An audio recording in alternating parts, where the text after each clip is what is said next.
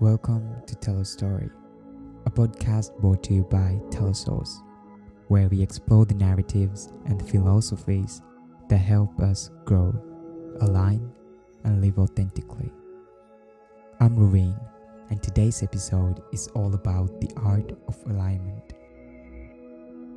There's a weight we carry, often without realizing it, a subtle heaviness that comes from living in fragments, pieces of ourselves pulled in different directions, chasing things we think we need, wearing masks we think will protect us. Today, I want to talk about something much deeper than just being true to yourself. I want to talk about what it means to truly remember who you are, to shed the noise, the conditioning, the expectations, and realign with the truth that's been there all along. This isn't about a tip or a hack that will set you free, but stepping into a raw, vulnerable space where you meet yourselves without judgment. So take a breath and let's begin. Have you ever sat in silence? Not the silence of an empty room, but the kind of silence that stirs something inside you. For me, this happened during a moment that I didn't really expect. I was sitting on my bed after a long day at work, scrolling through my phone. The glow of notifications and the hum of the wind outside. It all felt so loud. And then suddenly, I turned it off. The noise, the notifications, the phone, everything. And in that stillness, a thought came.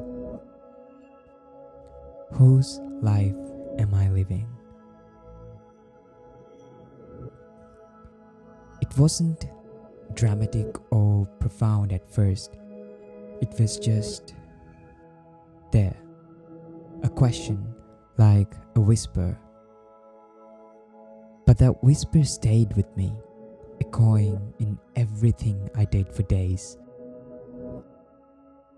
I think alignment often begins in the way that's not as loud, clear sign, but more like a quiet call. A discomfort that says something doesn't feel right. It's subtle, almost like the universe nudging you, asking you, are you paying attention? This call doesn't always feel good. Sometimes it's loneliness, sometimes it's restlessness. But it's always a chance to listen, to turn inwards except outwards, and to ask the questions we're often too busy to face. Alignment isn't about adding things to your life. It's about removing the layers that don't belong. Think of it this way. When you were a child, you didn't worry about alignment. You were just you. You played, you explored, you existed in your essence. But as you grew, the world told you who you should be. Be successful, be liked, be productive. Each layer, expectations, roles, achievements became part of your identity. And somewhere along the way, your true self got buried under the shoulds. But here's the thing. Alignment isn't about becoming someone new. It's about remembering who you were before the world told you who you should be. I think of this as peeling an onion. Each layer you remove, the closer you get to its core. And yes, sometimes it stings, sometimes you cry. But it's necessary if you really want to get to what's real. I want to share something deeply personal, something I've recently learned to put into words. A few years ago, I felt stuck. Sometimes I still do on the outside.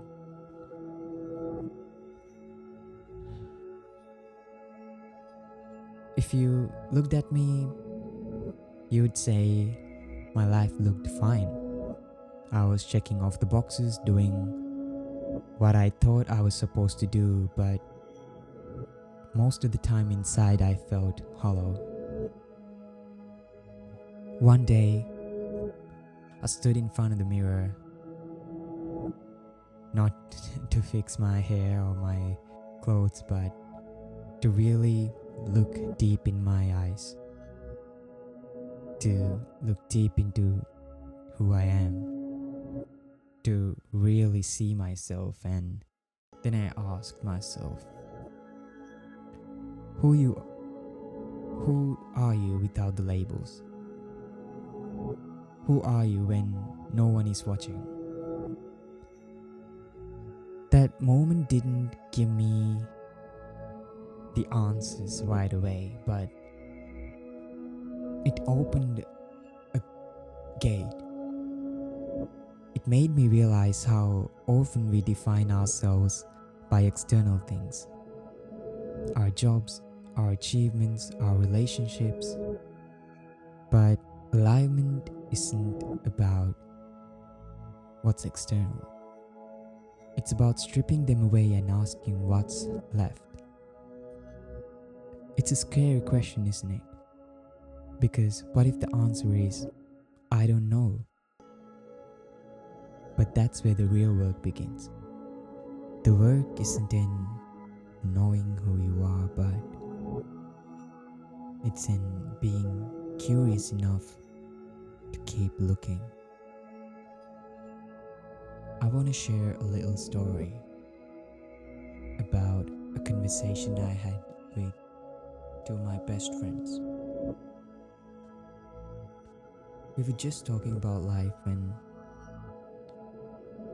what our passions were, what we were passionate about. And while we were chatting, I came to the realization that